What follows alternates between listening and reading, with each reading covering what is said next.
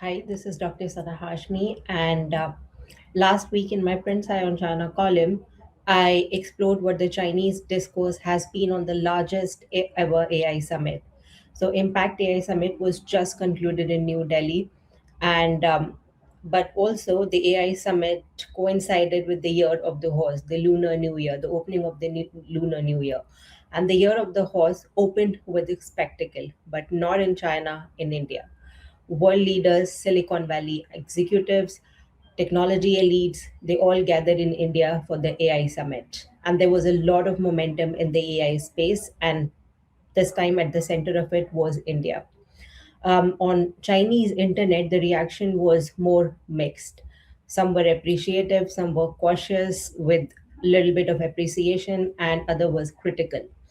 And in fact, a commentator called it a global tech carnival, a giant tech carnival. But beneath this spectacle, Chinese commentary treated the summit not really as a breakthrough for India, but as a calculated performance in the global AI race. And in this reading, India is trying to insert itself into one already dominated by the United States and China. But Indian Prime Minister Narendra Modi's message was very clear. India has scale, India has talent, and a vast digital population. And Chinese observers acknowledge that scale. They do not really dismiss India's ambitions, India's opportunity, as well as the scope that India is offering. But they consistently frame the summit as strategic signaling rather than structural transformation happening in the AI field in India. And the dominant view is that the AI power is not really declared at summits. Uh, these are mostly photo ops, according to the Chinese view. The AI power is built through compute autonomy, industrial depth, and sustained research ecosystems. And on those metrics, India remains behind, and this is according to the Chinese view. So, apart from that, the invitation to the Chinese delegation, China drew particular attention on the Chinese internet.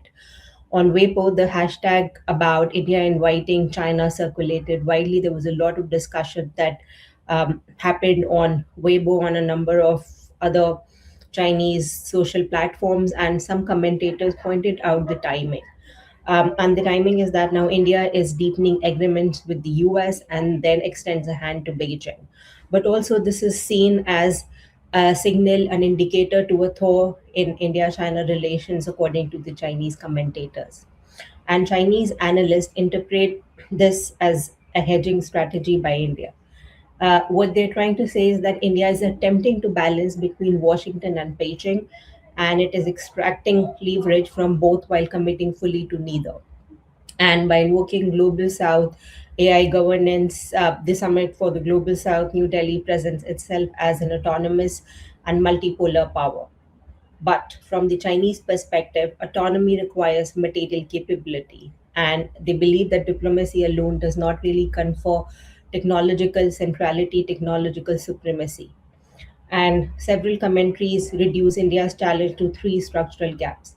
The first, computing power. India, they believe, that does not yet possess sovereign control over advanced chips or high end fabrication.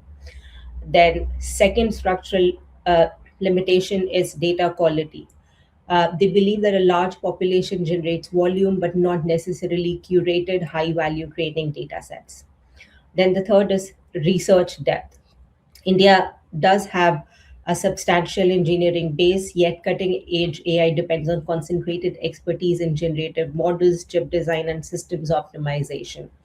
And much of India's top talent operates within multinational R&D systems or abroad. So, but they also acknowledge that the investment figures in the field are rising, and the investment, India is drawing a lot of investment. There are a number of global firms that are announcing data centers and AI projects that are to be established in India. But Chinese commentators question whether this represents indigenous capacity building or integration into architecture shaped elsewhere. So there's also a geopolitical layer to it. The US tech firms are expanding in India while scaling back in China. And of course, the iPhone manufacturing is one of the cases in point here. and the optics suggest shifting gravity. The structural reality in Chinese discourse suggests reallocation within an existing hierarchy.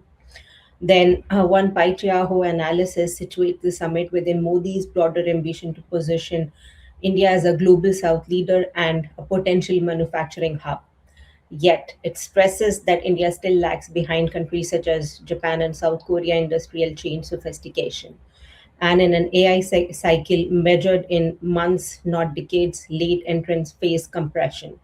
And they're somewhat calling India a late entrant, and the window narrows quickly.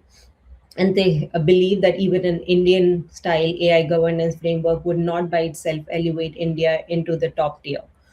And from this vantage point, the summit's greatest value was visibility. And it demonstrated that India intends to be present in rule making conversations. It signaled dissatisfaction with the Western defined, Western led governance order. And it asserted multipolar rhetoric, and that is where China seems satisfied with India being in the limelight, India getting the attention that it is getting in the AI field right now. But there's also a belief in Chinese narrative that this rhetoric must be matched by infrastructure, capital intensity, semiconductor capability, and regulatory coherence. The risk, in their view, is straightforward, and that is high visibility events raise expectations. But the chaos, traffic mismanagement, organizational missteps, regulatory uncertainty, and infrastructure constraints that were visible, and some mishap that happened during the AI summit. These are the constraints that, according to Chinese views, have undermined India's claim of technological competence. So, how Chinese are actually viewing India is that rather as a variable, India is seen as an emergent participant whose diplomatic agility is ahead of its structural capacity. And the AI Impact Summit expanded India's visibility. There's no doubt about that. India is being discussed within the AI domain. There were a number of tech leaders from Silicon Valley that were present with Prime Minister Modi on the global stage. And this is a a, a lot about where India is standing and how India is being seen by the US, by major tech leaders. And but in their view, it did not really fundamentally alter the distribution of power in the AI ecosystem. In the Chinese narrative, in Chinese discourse, the AI race still remains bipolar, where the US and China are at the front, and India will take a lot of time to catch up with both China and the US. So, in their view, India is absolutely running hard. There's a lot of effort that has been put from India's side. But according to the Chinese view, the distance to the front is still considerable, and it will take a lot of years, if not decades, for India to catch up to both the US and China. Thank you for watching, and I'll see you next time.